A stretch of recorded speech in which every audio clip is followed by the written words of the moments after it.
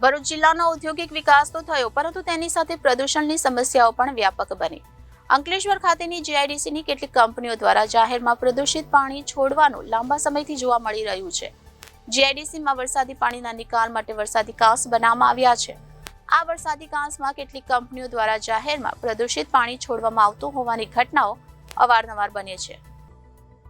ઝઘડિયા અંકલેશ્વર સહિતની જીઆઈડીસીઓમાં ઔદ્યોગિક પ્રદૂષણને અંકુશમાં રાખવા ગુજરાત પ્રદૂષણ કંટ્રોલ બોર્ડ કાર્યરત છે. અંકલેશ્વર ખાતે જીપીસીબીની કચેરી આવેલી હોવા છતાં અંકલેશ્વર અને ઝઘડિયાની જીઆઈડીસીમાં જાહેરમાં ફેલાતું પ્રદૂષણ અટકતું નથી.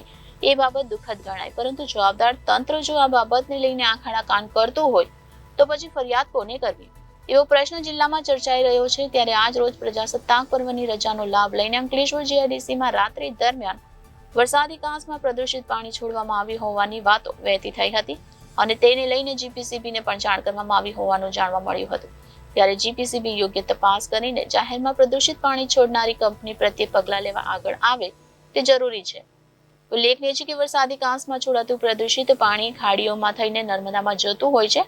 તેને લઈને ખાડીઓના કિનારે આવેલ ખેતીની જમીન પર તેની વિપરીત અસર પડી શકે છે અને જળચર જીવોને પણ નુકસાન થતું હોય છે. Reporter Viral Gohil, Janadesh news, Bharuch.